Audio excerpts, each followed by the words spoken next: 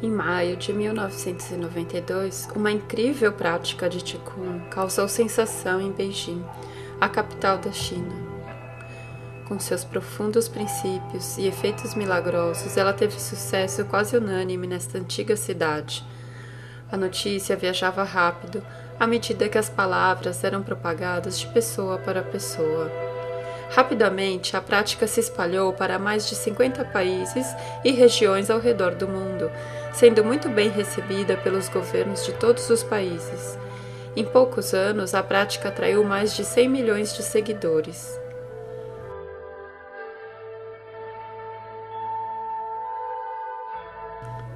Este é Falun Dafa, trazido a público pelo Sr. Li Hongzhi.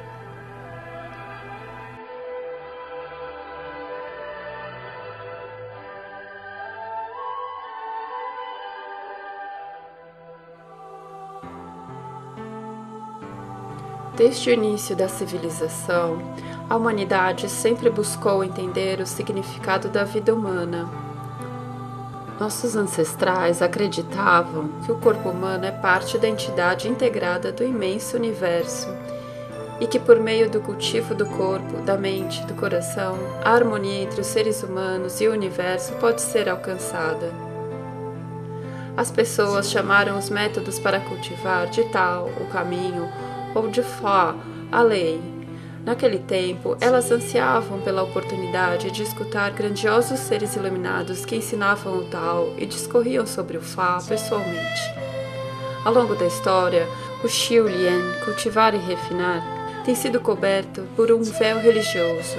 As pessoas conservavam sua fé nas religiões ortodoxas, mantiveram-se afastadas do mal e acreditaram na bondade, cultivando-se a si mesmas, nutrindo seus caráteres e acreditando que isso as conduzia de volta aos mundos maravilhosos de onde uma vez vieram.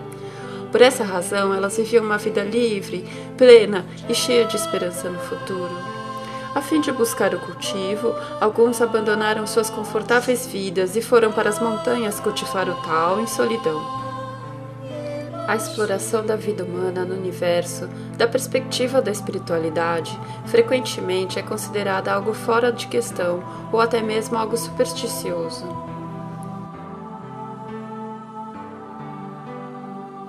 Ainda existem práticas de cultivo que transcendem o comum e que superam a mediocridade mundana, elevam o espírito e aprimoram ambos, a mente e o corpo.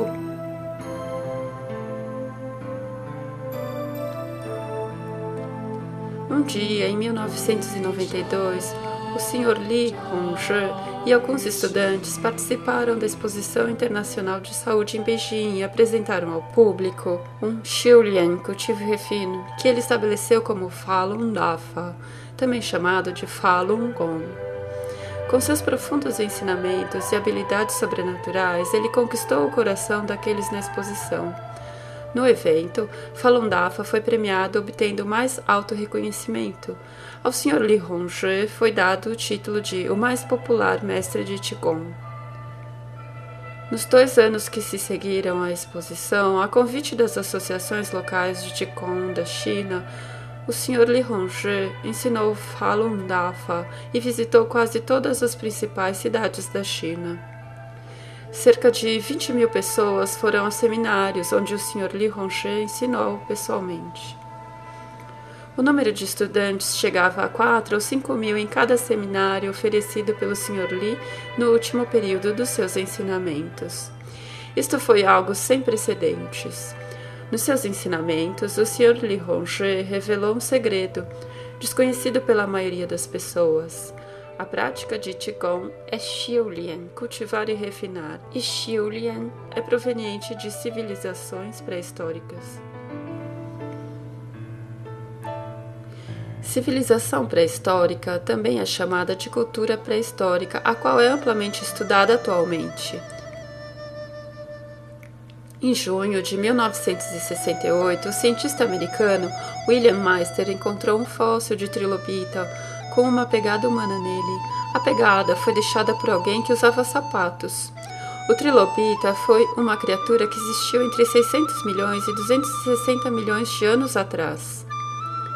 Meister descobriu provas de que existiram seres humanos naquela época e que, além disso, eles tinham alcançado certo grau de civilização.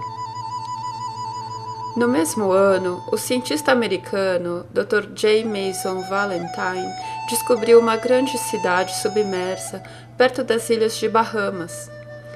Depois de alguns testes, conclui-se que tal estrutura arquitetônica tinha uma história de 10.000 anos.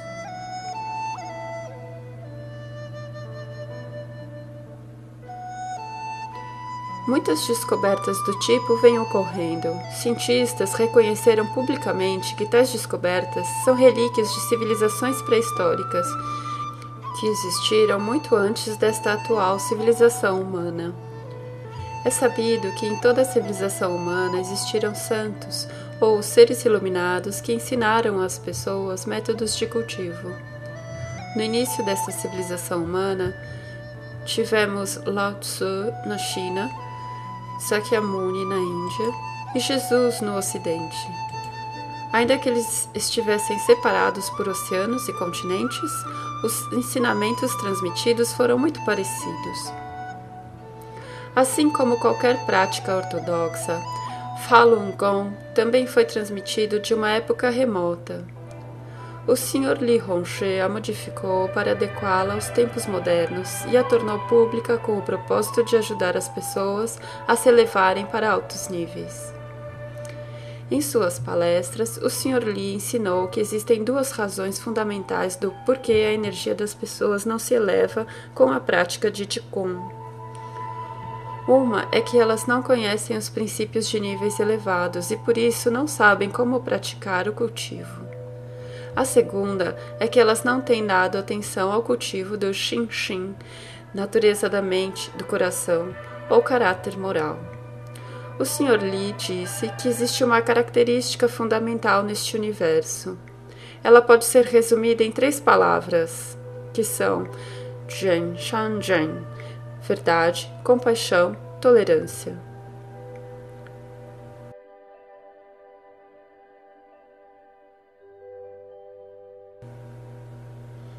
O Sr. Li também expôs a correlação entre a prática de Qigong e os exercícios físicos, e entre o Qigong e a religião.